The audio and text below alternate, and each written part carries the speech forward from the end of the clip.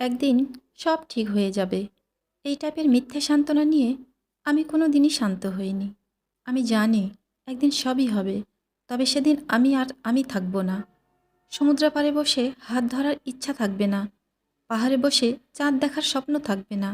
জীবনে সবই হয়, সবই আসে, কিন্তু সময় মতো জীবনে কিছুই হয় না, কিছুই আসে না। আসসালামু আলাইকুম আমার প্রিয় আপু ভাইয়ারা, সবাই কেমন আছেন? আশা করি আল্লাহর রহমতে ভালো আছেন, সুস্থ আছেন।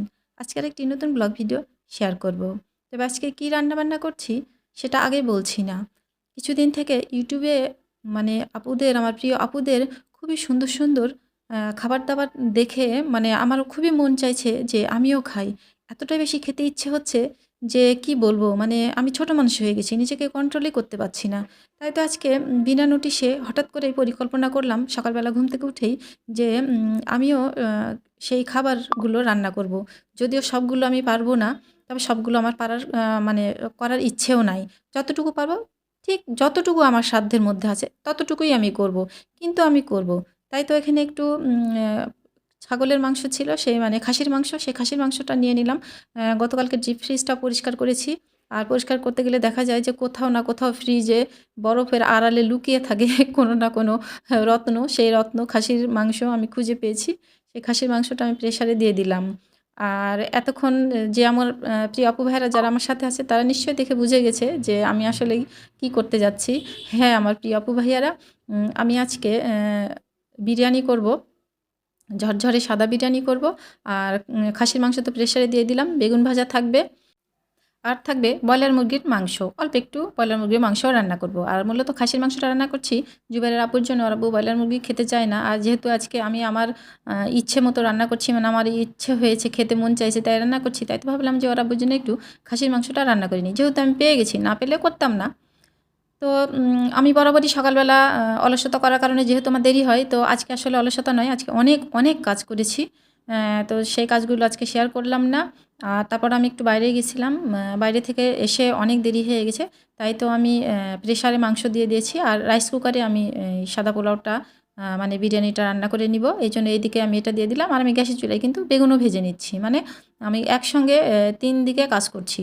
আর একবার এটা নাড়ছি, একবার ওটা নাড়ছি, এভাবেই আমার চলছে।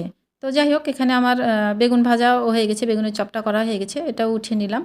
নিয়ে বাকি আরও বেগুনের চপ ছিল সেগুলো দিয়ে দিয়েছি। আর এখানে রাইস কুকারে যেহেতু বিরিয়ানি দিয়েছি, তো চালটাও আমার ভাজা হয়ে গেছে। এখানে আমি পানি গরম করে রেখে দিয়েছিলাম, সেই গরম পানিটাও দিয়ে দিলাম। দিয়ে যা যা আসলে প্রয়োজন সব কিছুই আমি দিয়ে দিচ্ছি। দিয়ে এখানটায় এটা ঢেকে দিব। কিছুক্ষণ পর পর ২-৩ বার নাড়াচাড়া করলেই কিন্তু আলহামদুলিল্লাহ আমার রাইস কুকারের রান্নাটা হয়ে যাবে। তো এখন যেহেতু মাংস রান্না করা হয়ে গেছে প্রেসারের, তো ভাবলাম যে এই ফাঁকে তাহলে আমি মুরগির মাংসটাও রান্না করে নিই। তো এখন আমি মুরগির মাংস রান্না করছি। তো আমার প্রিয় আপু ভাইয়ারা, ভিডিওটা দেখা শুরু করবেন লাইক দিয়ে। আর কিছুটা হলেও ওয়াচ টাইম দেওয়ার চেষ্টা করবেন। গতকালকের ভিডিওতে কেন জানি বলতে পারছি না আমি, একদমই আমার ভিউ আসেনি।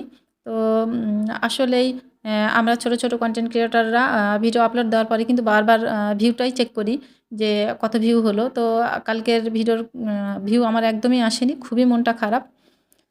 তো যাই হোক, মন খারাপের দাম আর আমরা মানুষ কে বা আমরা দিব? সব কিছুই আল্লাহর ইচ্ছা। আল্লাহর উপর ভরসা রেখে কাজ করছি। ইনশাল্লাহ ভালো কিছু হবে। তো আমার এখানে কিন্তু সম্পূর্ণ রান্নাবান্না হয়ে গেছে। আমি এখন খাবার টেবিলে চলে এসেছি। আর আজকে আমি, জুবায়ের, ওর আব্বু একসঙ্গে খেতে বসে গেছি। তো আজকে জুবাইরের আব্বুকে ক্যামেরার সামনেই নিয়ে আসলাম। ইউটিউব, ফেসবুকে তো ঢুকলে দেখি সব বয়ফ্রেন্ড নিয়ে কত রং-ঢং কত কিছু। আর আমি আমার হাসব্যান্ডকে দেখাতে পারবো না? আ তাই আমার হাসব্যান্ডকে আমি দেখালাম। তো যাই হোক, আসলে এটা মজা করে বললাম। কারণ আমার অনেক আগের ভিডিওতে ২-১ টা ভিডিওতে ওর আব্বু আছে। আসলে সেভাবে নিয়ে আসার সময় সুযোগ হয় না, এই আরকি। তবে কেউ কিছু মনে করবেন না আমার আপুরা। আমি আসলে কিন্তু নিছক মজা করে কথাটা বললাম। তো যাই হোক, আমিও খেতে বসে গেছি। জুবাইর একপাশে বসে গেছে। জুবাইর যেহেতু ক্যামেরার সামনে আসতে চায় না। তো আলহামদুলিল্লাহ আজকের খাবারগুলো খুব, খুব, খুব ভালো ছিল। আ আর আমার সেই আপুদের জরিমানা হওয়া উচিত, যে আপুর হচ্ছে হলো এই সুন্দর, সুন্দর খাবারগুলো দেখে আমি আজকের খাবারের আয়োজনটা করেছি। অবশ্যই হচ্ছে হলো কমেন্টসে আমাকে জরিমানাটা দিয়ে যাবেন। আর আজকের এই আয়োজনে কিন্তু আমার হচ্ছে অনেকগুলো হচ্ছে টাকা খরচ হয়ে গেল। একেবারে ব্যক্তিগত টাকা খরচ হয়ে গেল। আমার ওই যে চুরি করা টাকা থেকে আমি কিছু টাকা এখানে খরচ করেছি। করে আমি হচ্ছে চাল-টাল এগুলো সব কিনে নিয়ে এসেছি। এইজন্য আরো বলছি যে আমার প্রিয় আপুরা, আমি কিন্তু হচ্ছে হলো চুরি করে টাকা জমাই আর সেখান থেকে কিন্তু আমার খরচ হয়ে গেল শুধুই আপনাদের জন্য। তো যাই হোক, আল্লাহ হাফেজ।